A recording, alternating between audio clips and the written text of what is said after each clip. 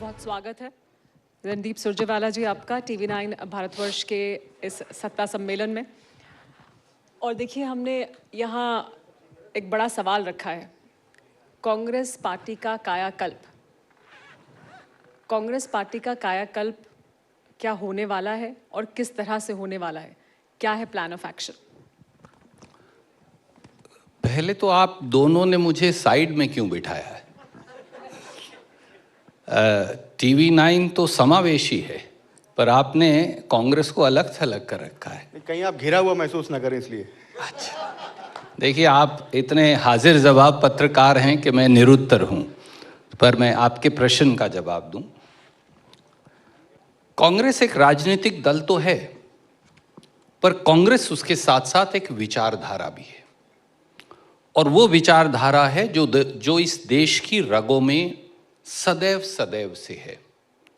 एक राजनीतिक पार्टी के तौर पर कभी कभी हम नाकामयाब हो जाएंगे, और वर्षों से ये प्रथा चली आई है, पर कांग्रेस की जो मूलभूत विचारधारा है, गंगा जमनी तहजीब की, इस देश की समरसता की, इस देश की उदारवादिता की, इस देश की बहुलता की, मुझे नहीं लगता कि वो कभी समाप्त हो सकती है। हाँ, ये सच है कि एक राजनीतिक दल के तौर पर हमें इलेक्टोरली कामयाब होना है, तभी हम अपने आइडियाज़ को ट्रांसलेट कर पाएंगे, जो हम आज़ादी के लगभग 70 वर्ष तक करते आए हैं। ये एक निरंतर चलने वाली प्रक्रिया है, और मुझे ये विश्वास है कि जिस प्रकार से खड़गे जी और राहुल जी मिलकर संगठन को एक नया स्वरूप देने की कोशिश कर रहे हैं, और इस साल को हमने संगठन के पुनर्निर्माण का साल रखा है, क्योंकि चुनाव भी नहीं है इस वर्ष में, तो मुझे लगता है कि जो एक नया चेहरा और आकार कांग्रेस का निकलेगा, वो यकीनन उसे और मजबूती देगा। सर, इसमें सवाल ये है कि जो बताया गया कांग्रेस पार्टी की तरफ से कि जिलाध्यक्षों को बहुत ताकत देने वाली है कांग्रेस, जिलाध्यक्ष टिकट बंटवारे में अहम भूमिका निभाएंगे, 70 के दशक में जो होता था वो करना चाह रही है, तो इससे कैसे आप देखते हैं कि बदलाव होगा, या कांग्रेस पार्टी को सियासी तौर पर फायदा होगा? जैसा आपने कहा, सत्ता में आना जरूरी है, तब विचारधारा आगे बढ़ती है।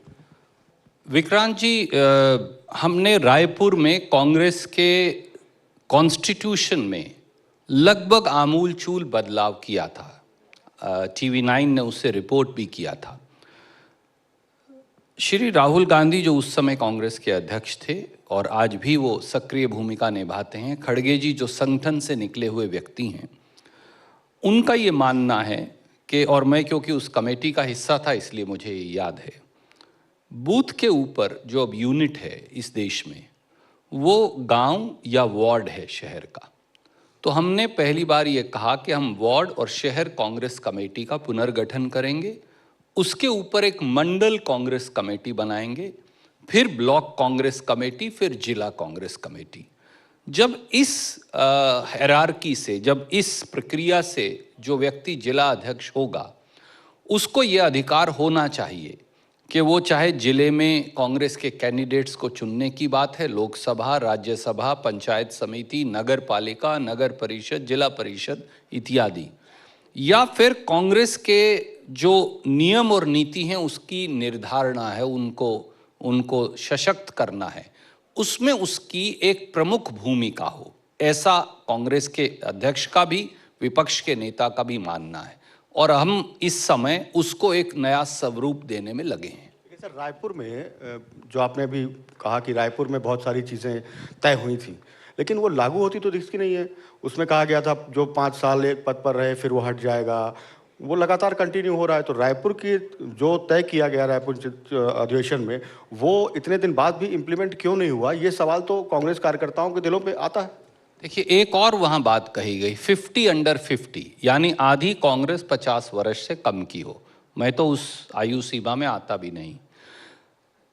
हमारा ये मानना है कि इस साल में वो सारे आमूलचूल बदलाव माननीय मल्लिकार्जुन खड़गे जी और राहुल जी और कांग्रेस के बाकी सारे हमारे जो सहयोगी साथी, महासचिव और दूसरे साथी हैं, हम मिलकर अब उसी बदलाव पर लगे हैं, ताकि साल के अंत तक जो कांग्रेस का नया स्ट्रक्चर, ऑर्गेनाइजेशनल स्ट्रक्चर निकले, वो एक ऐसा हो जो वाकई में ज़मीनी नब्ज पहचानता हो, राजनीतिक तौर से वो बहुत अवेयर हो और वो इस देश के मुद्दों और लोगों के जो जिन वजह से लोग पीड़ित हैं उन्हें बहुत मजबूती से उठा सके। लेकिन रणदीप जी, राहुल गांधी कांग्रेस पार्टी को लेकर कई चिंताएं और सिर्फ एक बार नहीं कई बार जाहिर कर चुके हैं, ये कह के कि आधे लोग तो यहाँ पर भी दूसरे लोगों के लिए काम कर रहे हैं। बहुत से ऐसे लोग हैं जो पार्टी के भीतर ही दूसरी पार्टी के लिए काम कर रहे हैं। वो ये भी कह रहे हैं कि शादी के घोड़े को आपने रेस में दौड़ा दिया, रेस के घोड़े को शादी में लगा दिया। तो ये परिवर्तन पहले करने की जरूरत है, फिर अगर आप जिलाध्यक्ष को और ताकत दे देंगे और वही दूसरी पार्टी के लिए काम कर रहा है, ये अभी तो यही नहीं तय हो पा रहा कि कौन किसके लिए काम कर रहा है। समीरा जी, जो राहुल जी ने कहा उसके मायने कम से कम मुझे बिल्कुल साफ समझ में आते हैं। आप देखिए कितने नेताओं को कांग्रेस ने कोख में पैदा करके केंद्रीय मंत्री तक पहुंचाया और लगातार उन्हें अपॉर्चुनिटी और मौका दिया। उनको ये भी लगता था एक और मौका मिले, एक और मिले। सबकी इच्छा है, राजनीति में कोई बुराई नहीं इसमें, इच्छा रखना। पर उन सबको जिनको कोख में पैदा कर कांग्रेस ने नेतृत्व दिया, राजनीतिक पद दिए, सरकारी पदों पर उच्चतम शीर्ष पर रखा, जैसे ही कांग्रेस पर मुसीबत आई वो सब भाग गए और जाकर अब बहुत सारे भाजपा के अंदर चले गए। राहुल गांधी जी का उन लोगों से मतलब है। दूसरी बात, स्वाभाविक तौर से कई बार जब आप सत्ता से 10 साल बाहर रहते हैं तो बहुत सारे लोग हैं जो कई समस्याओं से घिरे हैं। कुछ व्यक्तिगत हो सकती हैं, कुछ राजनीतिक हो सकती हैं, कुछ प्रशासनिक हो सकती हैं, कुछ इच्छा कुछ और नया पाने की हो सकती हैं। तो कई बार ऐसे लोग राजनीति में कुछ कमजोरी दिखाकर सत्ता पक्ष की ओर चले जाते हैं। पर कांग्रेस के पास एक बहुत स्ट्रांग डेडिकेटेड काडर रहा है। हम अंग्रेजों से कैसे लड़ पाए? तब तो कोई सत्ता नहीं थी, पर कांग्रेस के लोग 1885 भी छोड़ दीजिए, कम से कम 1900 से 1947 तक 50 साल तो लड़े। तब तो पूरा देश ही लड़ रहा था ना, तब तो पूरा देश ही एक तरफ था जी। पर उस देश का प्रतिनिधित्व या नुमाइंदगी या नेतृत्व कौन करता था? वो कांग्रेस की विचारधारा थी। और एक बार फिर मुझे ये लगता है कभी ना कभी कहीं ना कहीं कोई ना कोई कमजोरी दिखाएगा। आपके भी सब पत्रकार एक लेवल के नहीं हो सकते। हर पत्रकार की अपनी खूबियां होंगी, पर कुछ कमी भी होंगी। कांग्रेस में भी जो लोग हैं, किसी भी संगठन में, वो न्यूज़पेपर हो, वो न्यूज़ चैनल हो, वो पॉलिटिकल ऑर्गेनाइजेशन हो, कुछ कमी है, कुछ खूबियां हैं। कई बार वो कमी खूबियों को ओवर पावर कर लेती हैं या मजबूरियां बन जाती हैं। कुछ लोग चले जाते हैं, पर उससे ये मतलब नहीं कि कांग्रेस का पूरा काडर डेडिकेटेड नहीं है। लेकिन रणदीप जी, दिक्कत ये है कि 2014 आप हार गए, 2019 हार गए, 2024 में इंडिया गठबंधन बना लिया, फिर भी हार गए। हाल के दिनों में देखें तो आप ही प्रभारी थे कर्नाटक के, तो वहाँ एक जीत मिली है। बड़ा राज्य कांग्रेस के पास कोई है नहीं कर्नाटक के अलावा। तो ऐसे आप लोग नीतियाँ बना रहे हैं या आपस में बात कर रहे हैं, चर्चा कर रहे हैं, संगठन मजबूत कर रहे हैं, हार पे हार होती जा रही है, उसका क्या जवाब है? इसमें मेरा भी एक सवाल जोड़ लें, वो ये कि जो आप कह रहे हैं कि लोग आएंगे जाएंगे, ये होगा, सत्ता में नहीं रहेंगे या सत्ता से दूर होंगे तो हो सकता है कि लोग चले जाएंगे। जिनको सत्ता का मोह होगा वो शायद सत्ता की तरफ चले जाएंगे, जो संघर्ष करना चाहते होंगे पार्टी के साथ वो करेंगे। लेकिन क्या पार्टी में कमजोरी है, क्या संगठन में कमजोरी है कि लोग, संगठन को तो मजबूत होना पड़ेगा ना, लोग भले ही आते जाते रहें लेकिन आपकी नींव, आपका संगठन, आपके जो आदर्श हैं वो तो मजबूत हो। क्या वहां पर भी कंफ्यूजन है और कमी दिखाई देती है, इस वजह से ये है? सबसे पहले तो आप दोनों को इस सवाल के लिए साधुवाद, क्योंकि एक वैचारिक प्रश्न है जो इस देश में हर राजनीतिक दल और व्यक्ति से पूछा जाना चाहिए। सुमेरा जी, विक्रांत जी, क्यों? इसलिए कि समय के साथ जो हिंदुस्तान में 40 या 50 या 60 या 70 के दशक में आइडियलिज्म था, आज़ादी से पहले और आज़ादी के बाद, मैं नहीं कह रहा, पर सच्चाई ये है कि 2025 में वो आइडियलिज्म नहीं। Politics, like other professions, has become transactional. मुझे ये कहने में कोई ऐतराज नहीं है। और कई बार जब आइडियोलॉजी पे आप कंसंट्रेट नहीं करते, व्यक्ति विशेष, तो फिर वो उस ट्रांजैक्शनल में फायदा देखते हैं कि भाई आज ये सौदा करूं जैसे कोई प्रॉपर्टी डीलर करता है तो इसमें मुझे 2 रुपए का फायदा है, पर एक और करो तो उसमें 4 का है, और एक और करो तो 10 रुपए का है। दुर्भाग्य है पर सच है कि हमारे देश में भी पॉलिटिक्स और कई और प्रोफेशन, मैं आपके प्रोफेशन को भी मेरे वाले में शामिल करूंगा, इट हैज बिकम ट्रांजैक्शनल। और जब ये ट्रांजैक्शनल होता है तो उसकी पहली फेटेलिटी जो है वो कौन होता है? वो आइडियोलॉजी है, कमिटमेंट है, विश्वास है, नीति है, सोच है, विचार है, दर्शन है, दृष्टि है। कहीं ना कहीं उसमें कमी आई है। वो अकेले कांग्रेस में है? शायद नहीं। आप मुझे बताइए, जो कल तक मोदी जी को अपशब्द कहते थे, मैं उनका विरोधी हूं पर मैं उनको कभी गाली नहीं देता, राहुल जी ने उन्हें कभी अपशब्द नहीं कहे, पर जो कल तक मोदी जी के बारे में अपशब्द से अपशब्द कहते थे, आज उनके साथ मंत्री भी हैं, उनके मुख्यमंत्री भी हैं, उनके केंद्रीय सरकार या प्रांतीय सरकारों में मंत्री भी हैं, दिल्ली से लेकर। इसीलिए ये पॉलिटिक्स कुछ हद तक ट्रांजैक्शनल है। कांग्रेस थोड़ी अलग है, क्योंकि हमारे पास एक कोर फंडामेंटल आइडियोलॉजी है जो हिंदुस्तानी है, और इसलिए हम अलग हैं। कई बार उसमें हम कमजोर दिखेंगे, पर वो कमजोरी जो है वो उन व्यक्ति विशेष की है, वो पार्टी या उसकी सोच की नहीं है। सर, अभी प्रधानमंत्री मोदी के सामने जब राहुल गांधी पहली बार नेता प्रतिपक्ष बनने के बाद आए तो उन्होंने एक चुनौती दी प्रधानमंत्री को कि इंडिया गठबंधन गुजरात में आपको हराएगा। सालों से आप गुजरात में सत्ता से बाहर हैं, संगठन है नहीं, नेता आपके छोड़ छोड़ चले गए बीजेपी में। उसके लिए क्या मतलब, राहुल गांधी ने चुनौती दे दी गुजरात हराने की प्रधानमंत्री मोदी को, चुनाव आप लगातार जीत तो पा नहीं रहे। देखिए, लगभग 30 वर्ष का अरसा बीत गया, ये सच है। किसी भी राजनीति, और अगर आप पिछला चुनाव छोड़ दें तो उससे पिछले चुनाव में हमने लगभग, अगर हम 10 सीट और पा लेते तो हिंदुस्तान में कम से कम गांधी और पटेल के राज्य का नक्शा हमने बदल दिया था। तब भी राहुल जी ने ऐसी ही चुनौती दी थी। कांग्रेस संगठन ने एकजुट होकर काम किया। उस समय मुझे अगर सही याद है तो अशोक गहलोत जी हमारे प्रभारी होते थे। अब फिर मुकुल वासनिक जी हमारे प्रभारी वहाँ हैं। मुझे ये लगता है कि कांग्रेस संगठन वहाँ हर गांव हर घर में है गुजरात के। कोई ऐसा जिला नहीं जहाँ मैं स्वयं नहीं गया। तो गुजरात के स्वभाव को थोड़ा थोड़ा हम सब पहचानते हैं, और कांग्रेस की मूल विचारधारा वो गांधी और पटेल की, पंडित नेहरू के साथ वहाँ से निकल कर आई है। ज़्यादातर जन आंदोलन आज़ादी से पहले वहाँ की माटी से आए हैं। इसलिए राहुल जी को ये विश्वास है कि अगर कांग्रेस का कार्यकर्ता मेहनत करेगा तो हम ये बदलाव ला सकते हैं। सवाल वहां पर यह है कि राहुल गांधी कहते हैं इंडिया गठबंधन हराएगा, तो इंडिया गठबंधन है कहां? ममता बनर्जी हैं उसमें, केजरीवाल हैं उसमें, अखिलेश यादव या बाकी नेता जो हैं, कहीं पर कोई 2024 के चुनाव के बाद कोई बैठक नहीं हुई है। तो इंडिया गठबंधन हराएगा, इंडिया गठबंधन क्या कहां पर है? केजरीवाल के साथ आप जाएंगे क्या गुजरात में? ये सारी चीजें उलझी पड़ी हुई है। देखिए, गुजरात में कांग्रेस हमेशा अपने बलबूते पर लड़ती रही है, और जब राहुल जी ये बोलते हैं तो उनका यही मायने है, क्योंकि कई ऐसे प्रांत हैं जहां हम अपने बलबूते पर लड़ते हैं।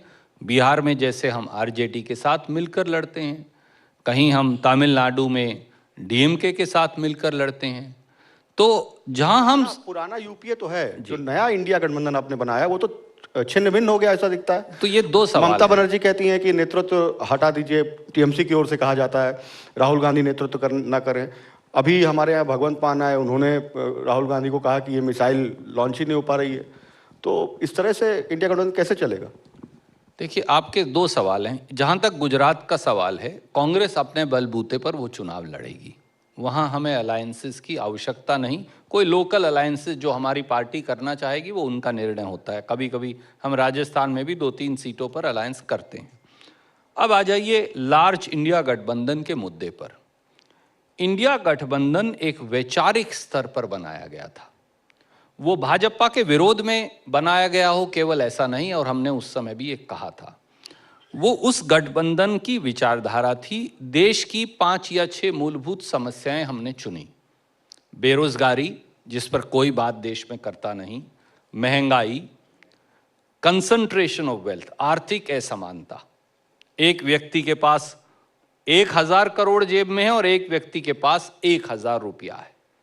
तो कैसे देश में वो खाई आप बांटेंगे? और इसके साथ साथ डूबती हुई गिरती हुई अर्थव्यवस्था और एक विवश विदेश नीति। तो कुछ इन मूलभूत मुद्दों पर हमने वो गठबंधन बनाया, इकट्ठे चुनाव लड़ा, हम कामयाब भी हुए। अब उसको दोबारा नई सोच के साथ फिर आगे लेकर जाना है। मुझे लगता है कि मल्लिकार्जुन खड़गे साहब, राहुल गांधी जी धीरे धीरे सब उन साथियों से बात करेंगे जो आज भी देश के सामने जो विषय हैं उन पर एक विचार और सोच बनाकर साथ चलना चाहते हैं, चाहे प्रदेश में हमारे विचार भिन्न हो। चुनाव तो आप संविधान के मुद्दे पर लड़े थे, और फिर बाकी चीजें तो आप लोगों ने पीछे रख दी थी। अब बीजेपी की तरफ से फिर कहा गया ये तो झूठा नैरेटिव था, ये तो था ही नहीं, ये तो इन लोगों ने झूठा नैरेटिव किया, ये जो मुद्दे हैं ये तो जमीन तक पहुंचे ही नहीं। अगर झूठा नैरेटिव था तो 400 पार वाले 240 पर कैसे आ गए? अगर झूठा नैरेटिव था तो हजारों करोड़ का प्रचार करके भी वो कामयाब क्यों नहीं हो पाए? अगर झूठा नैरेटिव था तो जिस नीतीश बाबू को वो गाली देते थे और जो नायडू साहब को वो भ्रष्ट बताते थे, आज उनकी बैसाखियों पर मोदी जी क्यों खड़े हैं?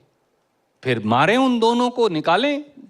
तो इसलिए ये नैरेटिव झूठा नहीं है, उनका वो कई बार शब्दों के मायाजाल के अंदर उलझा कर वो आप लोगों को भी कहीं ना कहीं भटका देते हैं। पर सच्चाई ये है कि उनको लोगों ने रिजेक्ट कर दिया।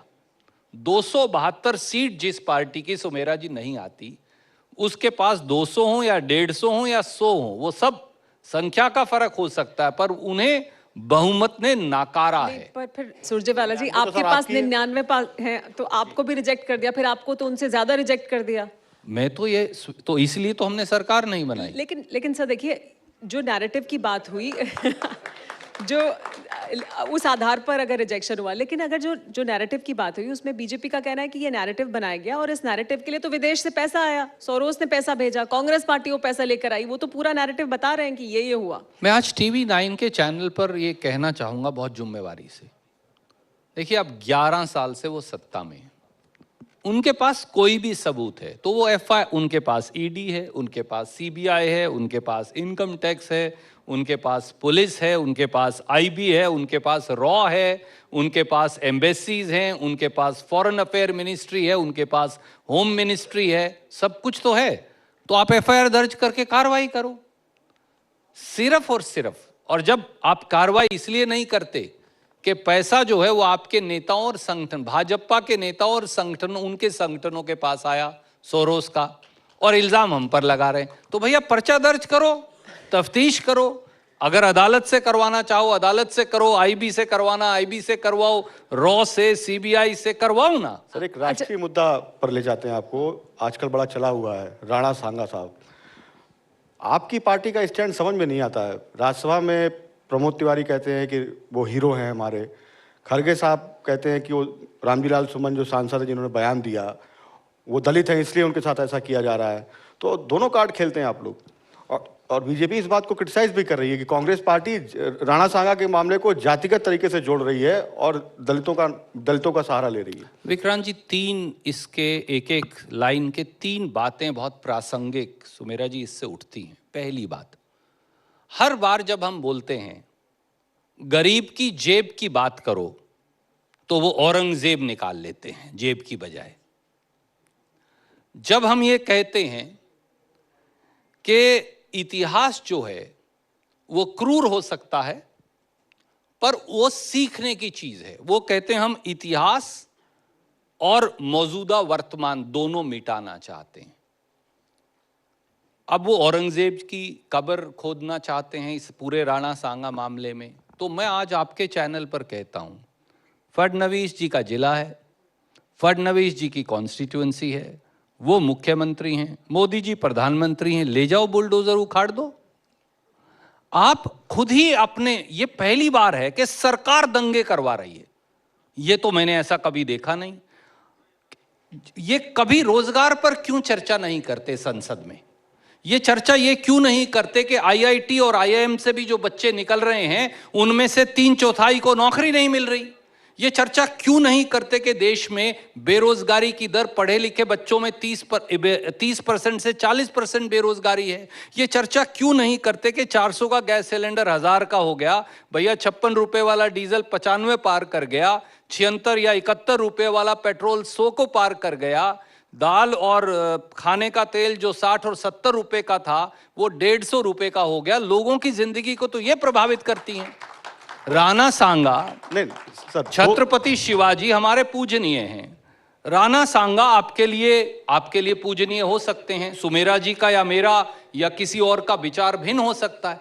इतिहास के पन्ने फाड़ कर, मेरा यह कहना है, इतिहास के पन्ने फाड़ कर या कब्र खोद कर, औरंगजेब नायक या खलनायक? देखिए, औरंगजेब क्रूर थे, ये सबको मालूम है।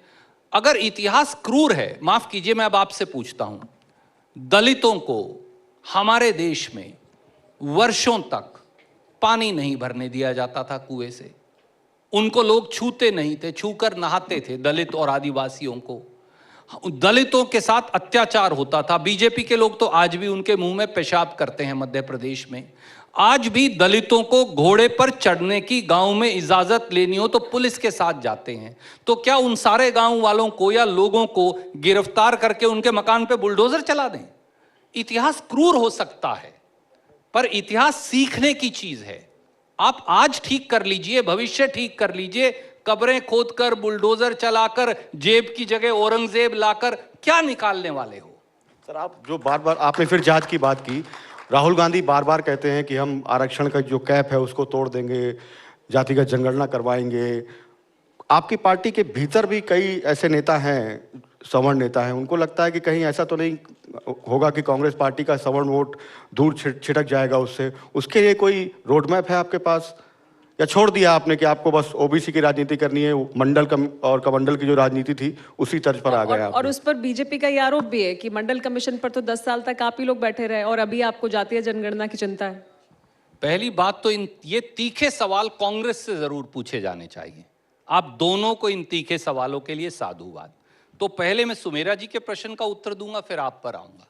बीजेपी से भी सर पूछे गए सवाल। आपने जो एक मुख्यमंत्री की बात की, पूछे जाने चाहिए। नहीं, आपने एक जो मुख्यमंत्री की बात की वो अभी आने वाले हैं थोड़ी देर में। तो कांग्रेस से जो बीजेपी में गए जी, असम के मुख्यमंत्री, वो आने वाले हैं। कोई सवाल होगा आप बता दीजिएगा, वो भी पूछा जाएगा। मैं तो ये कह रहा हूं कि मैं आपको धन्यवाद देता हूं दोनों को, क्योंकि बीजेपी से जो पूछेंगे वो आपका विवेक है, हमसे जरूर पूछने चाहिए, क्योंकि हम जनता को जवाब दे हैं। पहली बात, इस देश में गरीबों के 5000 साल के विरोध, अन्याय के विरोध में आरक्षण का व्यवस्था आर्टिकल 15 और 16 में कांग्रेस ने की संविधान में, जिसके प्रमुख बाबा साहब अंबेडकर थे।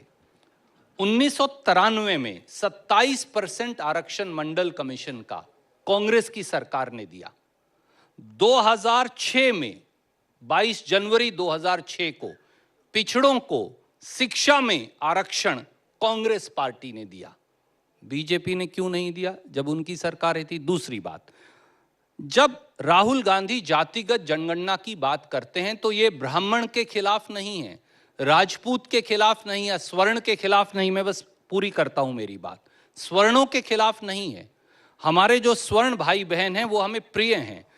केवल जो हजारों साल का भेदभाव हुआ, राहुल गांधी ये कहते हैं कि गिनती करवाओ, और गिनती करवाकर जो आदिवासियों का, पिछड़ों का, दलितों का जो अधिकार है, सरकार के संसाधनों में जो उनकी हिस्सेदारी है वो सुनिश्चित करो। ये सामाजिक न्याय की एक और अगला कदम है। आखिरी सवाल आपके गृह राज्य हरियाणा से। कांग्रेस पार्टी के लिए कहा जा रहा था वो जीत रही है, आप लोग दावे कर रहे थे, वहां हार गए। अभी तक विधायक दल का नेता नहीं चुना जा पा रहा है। कितनी गुटबाजी है आप में, भूपिंदर सिंह हुड्डा में, कुमारी शैलजा में, कि राज्य भी हार गए, सीएलपी भी नहीं चुन पा रहे हैं? हालात क्या है, ये मेरा आखिरी सवाल आपसे। हरियाणा और महाराष्ट्र दोनों को हारना बहुत दुर्भाग्यपूर्ण है। कांग्रेस पार्टी को खुले मन से हर व्यक्ति समेत मेरे हर व्यक्ति की भूमिका का पुनर्आंकलन करने की जरूरत है, और अगर उस भूमिका के आंकलन में यह भी लगे कि अब रणदीप का कहीं कसूर है या उसे अलग करके किसी बिल्कुल नए व्यक्ति को मौका दिया जाना चाहिए, तो कोई गुरेज पार्टी को उसमें करना नहीं चाहिए। मुझे विश्वास है कि खड़गे जी का तजुर्बा और राहुल जी की दूरदर्शिता, उससे जो वो ये निर्णय करेंगे इन दोनों प्रांतों के बारे में, वो निर्णय दूरगामी भी होंगे और हमारी जो खोई हुई जमीन जो हमें मिलनी चाहिए थी, जैसा सुमेरा जी ने पूछा, वो हमें अवश्य मिल पाएगी। सर, मेरा आपसे आखिरी प्रश्न ये कि आपने विचारधारा की बात की कि कांग्रेस पार्टी की विचारधारा है जो उसको यहाँ तक लेकर आई है और वो उसको जोड़ती है, लेकिन कांग्रेस पार्टी की विचारधारा, आपने कहा गंगा जमनी तहजीब है, तमाम मुद्दे उठे, संबल का मुद्दा है, जुमे की नमाज का मुद्दा है, होली का मुद्दा है, सिवैयाँ तब खाएंगे जब गुजिया खाएंगे, गुजिया नहीं खाएंगे तो सिवैयाँ नहीं खाएंगे। इस मुद्दे पर कांग्रेस क्यों नहीं बोलती हुई दिखाई देती? जयंत चौधरी बीजेपी का हिस्सा, एनडीए का हिस्सा होकर बोल रहे हैं साफ तौर पर। कुछ देर पहले हमारे मंच पर आए चिराग पासवान, यहाँ बैठकर उन्होंने कहा कि मैं ऐसी विचारधारा का समर्थन नहीं करता हूं। तो वो तो उनका हिस्सा होकर अपना मत व्यक्त कर रहे हैं, लेकिन कांग्रेस पार्टी उस तरह से मुखर होकर मत व्यक्त नहीं कर रही है, ऐसा क्यों? सुमेरा जी, यही तो उनकी डबल स्पीक है। मुंह से बोल दो और काम वही करवाओ जो भाजपा कहती है। फिर इस्तीफा क्यों नहीं देते दोनों? क्यों बने बैठे हैं? क्यों रसगुल्ले खा रहे हैं सत्ता के? दोनों को इस्तीफा देना चाहिए अगर वो भाजपा से सहमत नहीं है। सत्ता के रसगुल्ले भी खाएंगे, परंतु एक लाइन बोलकर सोचेंगे कि जो अगर कहीं अल्पसंख्यक वर्गों के साथ जाति हो रही है तो वो पूरी हो जाएगी। कांग्रेस ने कभी, जैसे मैंने गंगा जमनी तहजीब की बात की, अगर सिख पर अत्याचार होगा, ईसाई पर होगा, हिंदू पर होगा, मुसलमान पर होगा, बौद्ध पर होगा, जैन पर होगा, कांग्रेस की आवाज़ ज़रूर उठेगी, चाहे हमें उसके लिए कोई भी कीमत अदा करनी पड़े। अगर कोई जुम्मे की नमाज या ईद के लिए ये कह रहा है, जब हम होली पर उल जलूल बयानात बीजेपी करती है, या ईद को लेकर, या दिवाली वर्सेस रमज़ान और होली वर्सेस दिवाली वर्सेस रमज़ान, शमशान बनाम कब्रिस्तान, ये केवल और केवल मूलभूत मुद्दों की बजाय हिंदू मुस्लिम नफरत की आग को बेचकर वोट की खेती कर रहे हैं। ये बहुत दिन चलने वाली नहीं, क्योंकि ये देश का नुकसान करती है। ये ताकतें असली में राष्ट्र विरोध कर रही हैं, ये इस देश का विरोध कर रही हैं, केवल हिंदू या मुसलमान का नहीं। ऐसा हमारा मानना है और कांग्रेस ये कहने में ना गुरेज करती ना गुरेज करेगी। बहुत शुक्रिया रणदीप सुरजेवाला जी, TV9 भारतवर्ष के साथ जुड़ने के लिए और हमारे सत्ता सम्मेलन का हिस्सा बनने के लिए। बहुत धन्यवाद। शुक्रिया। एक बार तालियां हो जाए रणदीप सुरजेवाला जी के लिए। रणदीप जी, आपसे आग्रह करूंगा अभी आप रहिएगा मंच पर, और मैं TV9 भारतवर्ष के मैनेजिंग एडिटर पारितोष चतुर्वेदी जी से आग्रह करूंगा कि वो मंच पर आएं और रणदीप सुरजेवाला जी को शॉल भेंट कर सम्मानित करें, प्लीज।